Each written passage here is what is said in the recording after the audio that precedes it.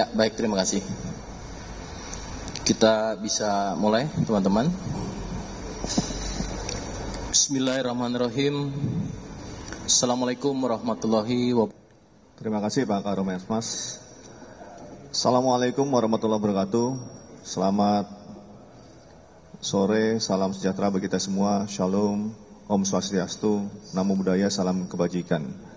Yang saya hormati Pak Karopenmas di Humas Polri, Brigjen Pol Trunoyudo Wisnu Andiko SIK, Kasubdit 2, Direktorat Tindak Pidana Cyber Baris Krim Polri, Kombes Pol Ferdi Irawan, SIK MSI, Ketua Tim Pengendalian Konten Internet Ilegal Non-Perjudian, Direktorat Jenderal Pengawasan Ruang Digital, Kemenkom Digi, Bapak Oki Robiana Sulaiman Eskom Mkom, penyidik Direktorat Tindak Pidana Cyber Baris Krim Polri, dan rekan-rekan media sekalian yang saya hormati.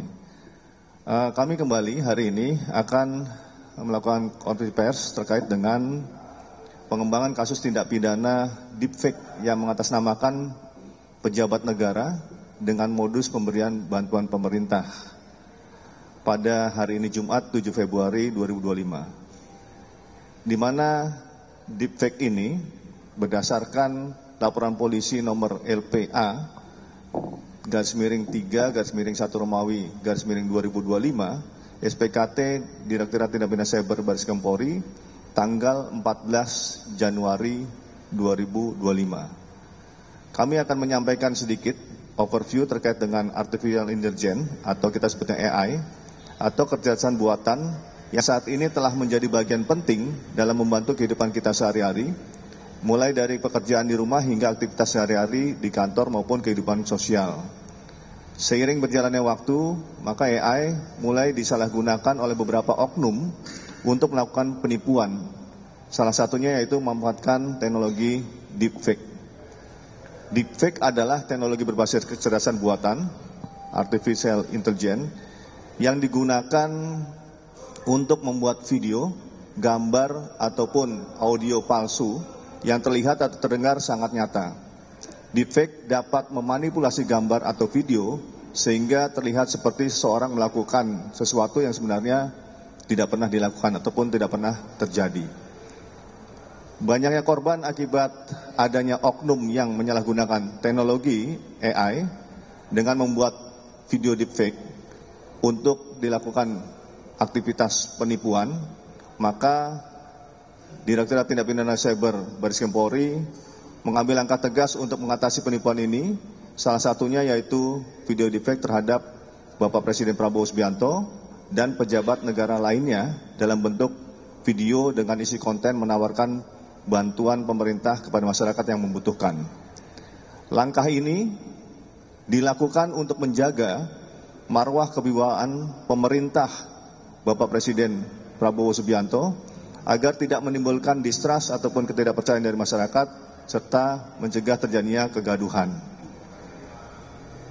Karena penyebaran informasi ini, jika ini terus-menerus disampaikan dan tidak dibatasi ataupun dilakukan penegakan hukum ataupun mitigasi dan litigasi, maka aktivitas penipuan ini dianggap menjadi suatu hal yang benar. Sehingga pada tanggal 4 Februari 2025, penyidik Direktorat Tindak Pidana Cyber Baris Krim Polri berhasil mengamankan tersangka inisial JS, 25 tahun, yang bekerja sebagai buruh harian lepas di Kabupaten Pringsewu, Provinsi Lampung. Jadi Provinsi Lampung ini sama dengan tersangka yang sebelumnya dilakukan penangkapan. Tersangka menggunakan modus operandi dengan menggugah dan menyebarluaskan video di platform media sosial Instagram, memanfaatkan teknologi deepfake yang dalam aktivitasnya menggunakan foto dan suara yang menyerupai Bapak Presiden Prabowo Subianto, dan Ibu Menteri Keuangan Sri Mulyani, yang hal ini dilakukan agar tampak seolah mereka menyampaikan pernyataan bahwa pemerintah menawarkan bantuan kepada masyarakat yang membutuhkan.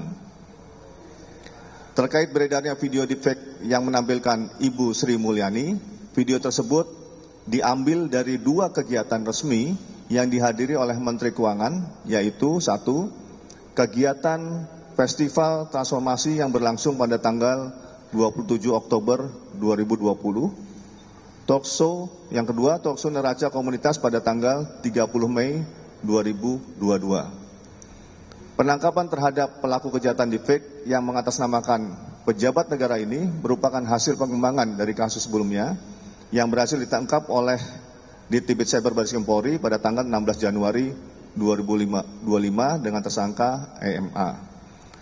Tersangka JS memperoleh video dengan cara mengunduh postingan video deepfake yang terdapat di akun Instagram milik orang lain. Dengan proses pencarian dilakukan dengan menggunakan kata kunci, yaitu Prabowo giveaway. Dan setelah mendapatkan video tersebut, tersangka menggugahnya ke akun Instagram Indo Berbagi 2025 yang dikelola oleh tersangka dengan jumlah followers kurang lebih 9.399. Yang dalam video diunggah tersebut, tersangka mencantumkan nomor WhatsApp yang dapat dihubungi dengan harapan menarik perhatian masyarakat untuk menghubungi tersangka yang kemudian diarahkan oleh tersangka agar mengisi pendaftaran penerima bantuan. Setelah itu, korban diminta untuk mentransfer sejumlah uang dengan alasan biaya administrasi. Korban atau masyarakat yang telah membayar biaya administrasi dijanjikan pencairan dana oleh tersangka, sehingga korban percaya untuk kembali mentransfer sejumlah uang yang sebenarnya dana bantuan tersebut tidak pernah ada.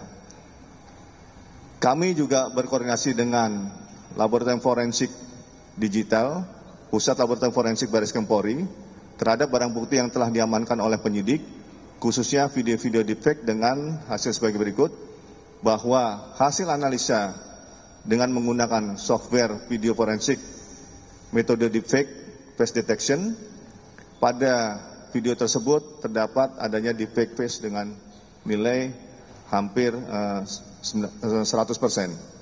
Fake dan dengan menggunakan analisa deepfake detection face gun, deepfake didapat nilai GAN, Generative Adversarial Neural Network, dengan skor GAN 1.00.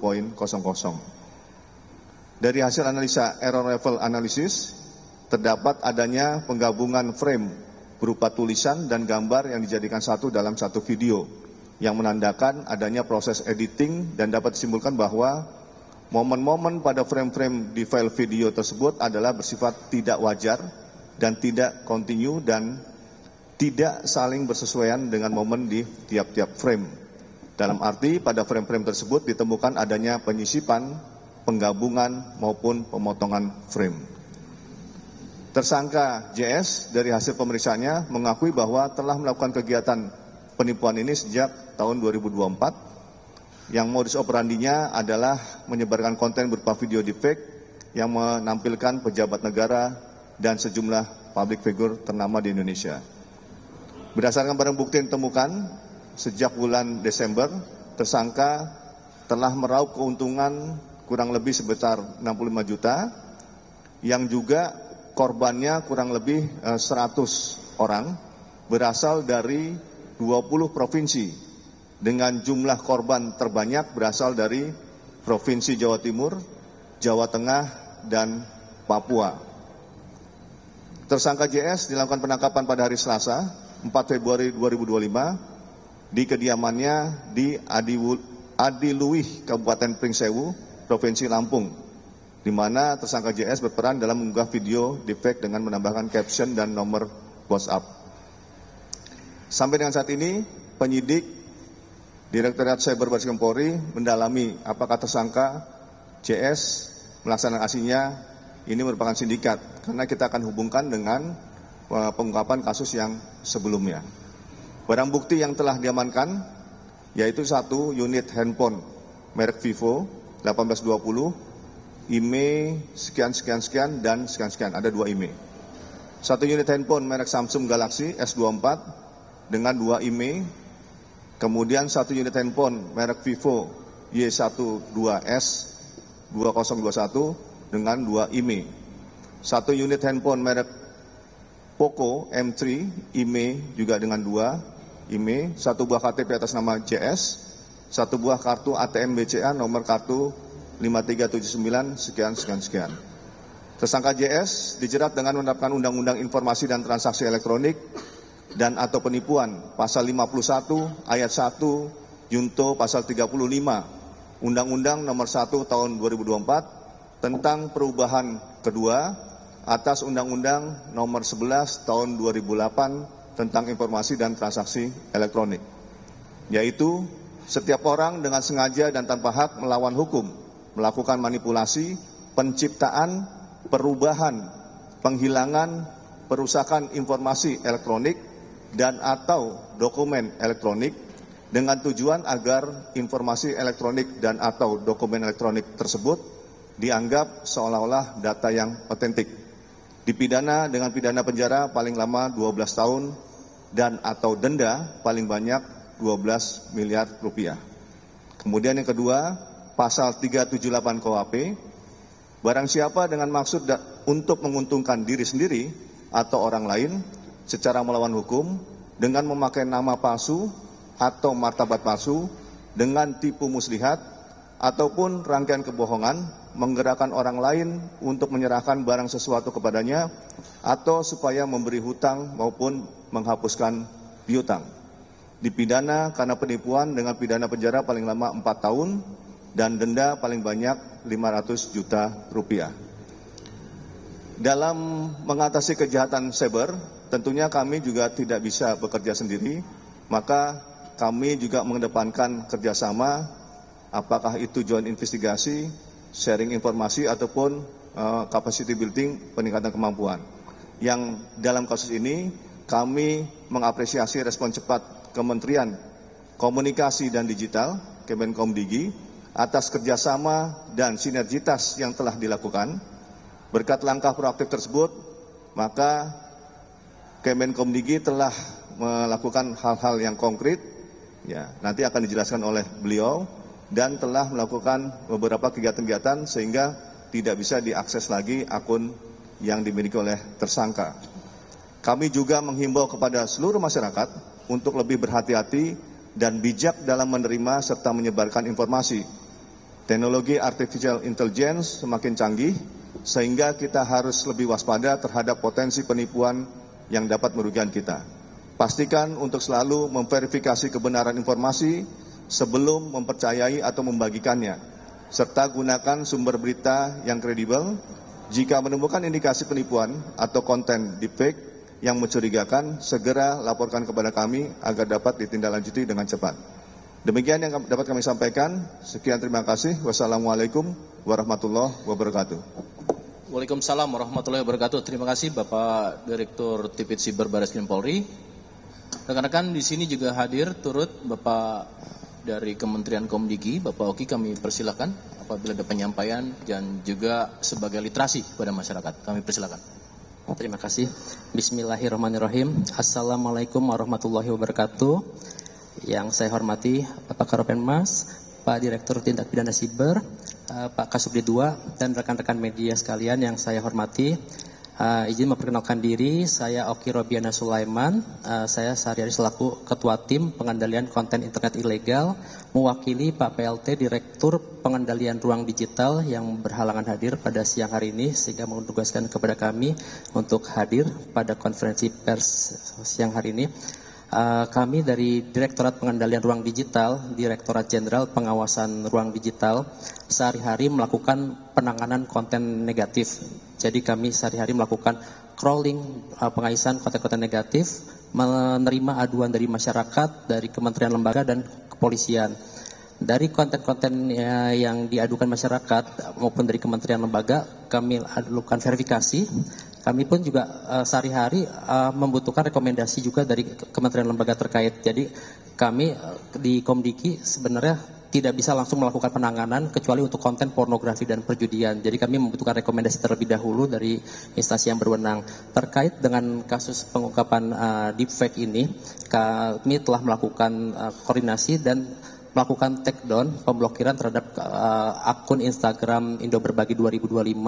Kami juga telah melakukan rilis hoax terhadap konten deepfake Pak Presiden Prabowo Subianto dan Ibu Sri Mulyani. Jadi untuk konten-konten tersebut yang kami sudah rilis bisa diakses di situs Komdigi maupun di checkhoax.aduankonten.id. Jadi setiap harinya kami juga melakukan patroli untuk konten-konten hoax. Untuk konten-konten tersebut juga kami koordinasikan kepada kepolisian. Jadi untuk mengungkapkan sehingga bisa kami lakukan rilisnya untuk rilis hoaxnya maupun take down ke platformnya. Dari total seluruh isu hoax yang kami sudah lakukan, kami sudah merilis sebanyak 14.624 hoax yang dirilis oleh Kementerian Komdigi. Untuk kasus deepfake ini mulai marak dari tahun 2024, kami sudah melakukan rilis sebanyak 43 hoax terkait dengan deepfake yang mengatasnamakan pejabat negara ataupun tokoh. Belum selain dengan hoax deepfake Pak Prabowo Subianto dan Ibu Sri Mulyani juga belum lama awal tahun ini juga Menteri kami Bu Muti Hafid, Menteri Komdigi pun juga dibuat konten untuk hoax deepfake-nya juga. Maka dari itu kami menghimbau masyarakat lebih berhati-hati terhadap konten-konten hoax yang ada. Diharapkan bisa untuk mengecek terlebih dahulu, jangan langsung share untuk konten-konten hoax yang ada. Untuk masyarakat pun juga bisa mengadukan kepada kami di kanal aduan konten, bisa diajukan di aduankonten.id, jadi nanti bisa diajukan di kanal tersebut. Terus kemudian dari aduan-aduan yang masuk ini juga semua nanti kami ajukan kepada platform. Jadi untuk penanganan konten yang ada di platform, kita harus mengajukan terlebih dahulu kepada platformnya. Kalau bentuknya website, kami bisa melakukan pemblokiran terhadap situs. Mungkin itu dulu yang dapat kami sampaikan dari Komdigi. Wabillahi taufiq wal hidayah. Wassalamualaikum warahmatullahi wabarakatuh. Terima kasih Pak Oki dari Kementerian Komdigi. Silakan teman-teman, saya buka satu sesi untuk 3 penanya. Kami persilakan terkait dengan pada kontekstual untuk pengungkapan deepfake ini. Dari sebelah kanan Mas Taufik sama Mbak Nadia ya. Mbak Sheila, sorry, dari Kompas. Mbak Sheila dari Kompas sama Mas Taufik CNN, silakan.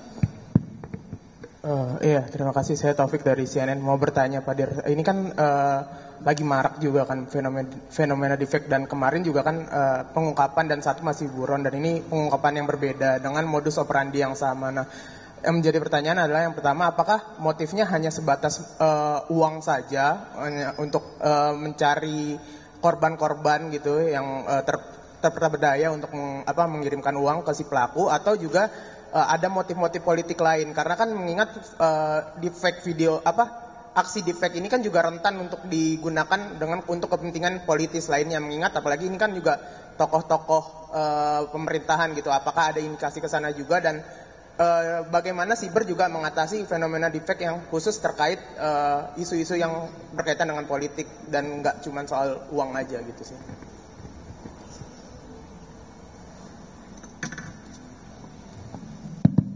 Jawab dulu ya. Terima kasih Mas Rofik ya, CNN. Terima kasih. Modus operandinya sementara sama dengan yang pertama. Jadi terkait dengan memanfaatkan video, audio dari public figure ataupun pejabat negara untuk sementara untuk mendapatkan keuntungan, motifnya ekonomi. Sementara begitu.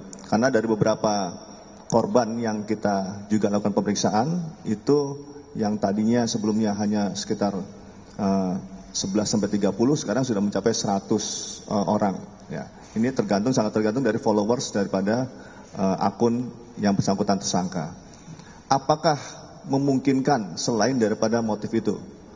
Karena deepfake ini memiliki jangkauan yang luas, kemudian bisa digunakan untuk kegiatan aktivitas sosial atau budaya ataupun politik, maka itu memungkinkan. Kita di Direktorat Cyber tetap melakukan patroli cyber untuk mengetahui apakah adanya kegiatan-kegiatan yang berkaitan dengan selain daripada motif ekonomi.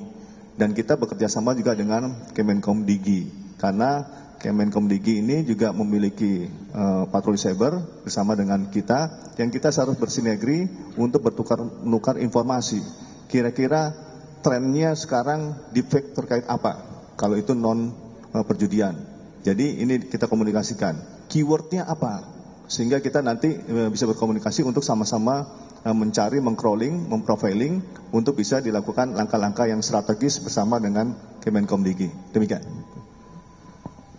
Baik, silakan dilanjut ke Mbak Sheila dari Kompas, silakan. Ya, izin Bapak, saya Sheila dari Kompas.com. Pertanyaan saya tadi sempat disinggung sama Mas Taufik juga soal ini kan masih ada satu buron ya, FA. Mungkin boleh diupdate kasusnya, dia sudah ketahuan kan indikasi sembunyi di mana segala macam, dan ini kan sejauh ini ya, berarti dua tersangka yang sudah ditangkap, AMA dan JS ini sepertinya tidak berhubungan, tapi dari kita lihat videonya itu sebenarnya sama Pak. Apakah dari penjelasan mereka ada menyatakan oh ini videonya mereka disuplai oleh orang yang sama atau seperti apa sih? Apakah ada orang-orang yang tersangka lain yang belum kita tangkap selain sama FA1 buronan itu? Kedua, ini kan korbannya udah cukup banyak Pak, udah 100 hari ini, kemarin ada 30. Mungkin dari Siber sendiri ada melakukan profiling nggak sih ke korban ini? Apa ada alasan nggak sih kenapa mereka ingin bansos gitu loh? Kenapa sampai menghubungi si tersangka ini? Apakah karena emang modus ekonomi atau terjerat pinjol misalkan seperti itu, ada ke arah sana nggak sih? Karena kan kalau misalkan ada profiling lebih spesifik mungkin bisa dibuat satu sosialisasi lah dong, atau pencegahan dini yang lebih spesifik, mungkin itu Pak. Terima kasih. Terima kasih Mbak Sheila dari Kompas.com. Dalam penanganan kasus kejahatan cyber, maka tukar-menukar informasi, kemudian sharing informasi itu, kemudian joint investigasi itu menjadi suatu hal yang penting bagi kita, yang itu tidak bisa ditinggalkan.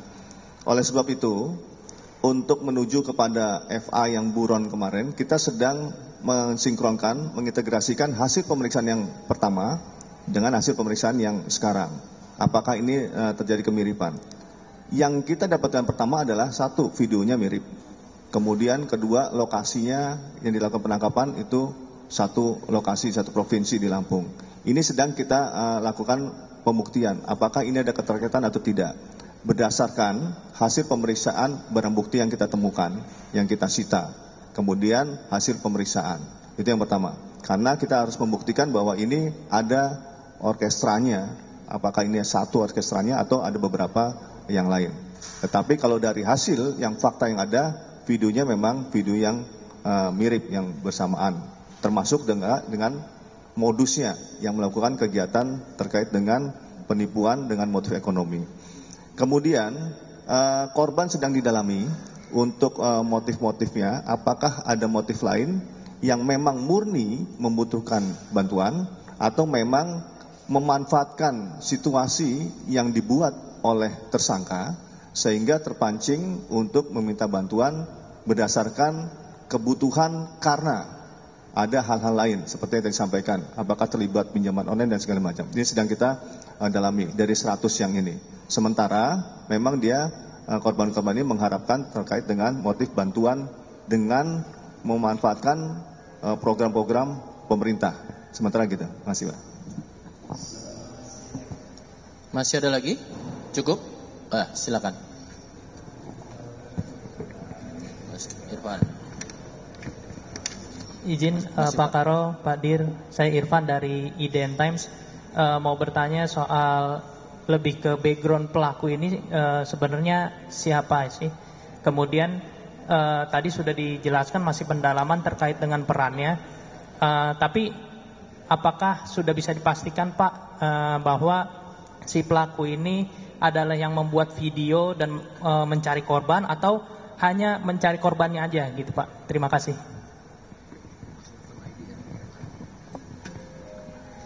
Dari IDN Times. Terima kasih. Memang kalau kita melihat pekerjaan dari tersangka ini sekarang adalah buruh, tetapi backgroundnya adalah dia sekolah SMK terkait dengan teknik komputer jaringan. Jadi ada sedikit background terkait dengan jaringan atau tidak lepas dari teknologi informasi. Itu backgroundnya dia. Ya. Kemudian juga terkait dengan apa tadi kedua? Peran, ya. Peran dari tersangka. Kita menginventarisir beberapa peran yang ada. Ya, memang dari sementara dari peran yang dilakukan oleh tersangka adalah satu, dia mengunggah video tersebut, kemudian mengupload, memviralkan dari akun yang dibuat oleh yang bersangkutan dengan berbagai langkah sehingga followernya yang banyak yang menyebabkan menjadi 100 korban. Nah ini terus kita dalami. Tentunya kalau ini sudah dua yang sama, artinya akan ada orkestrasi di atasnya. Nah ini sedang kita dalami bagaimana nanti bentuk, apakah kalau ada di atasnya, bagaimana bentuk jaringannya, yang ini sedang kita dalami dari hasil pemeriksaan dua. Pemeriksaan terhadap tersangka maupun dari analisa forensik digital terkait dengan barang bukti yang kita temukan. Gitu ya. Terima kasih. Terima kasih. Cukup, rekan-rekan? Baik, terima kasih rekan-rekan. Ini ada kita putarkan bagaimana proses ini. Sekali lagi saya tegaskan kepada kalian semua bahwa acara bagi-bagi ini resmi, bukan hoax, dan syaratnya juga sangat mudah sekali. Kalian cukup follow akun baru saya ini.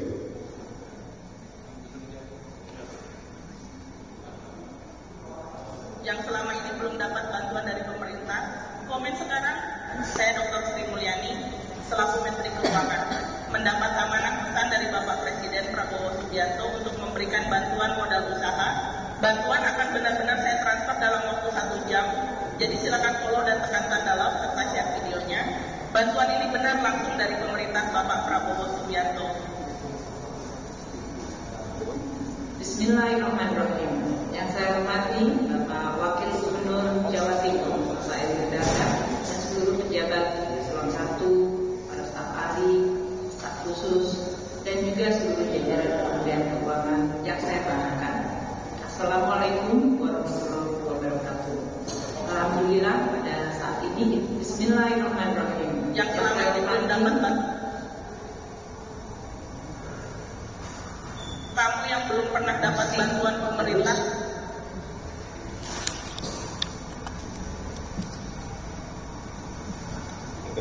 nah ini stempel hoax yang dari Komdigi yang sudah dilakukan karena gerak cepatnya rekan-rekan di Komdigi, stempel hoax dan sudah men-take down akunnya.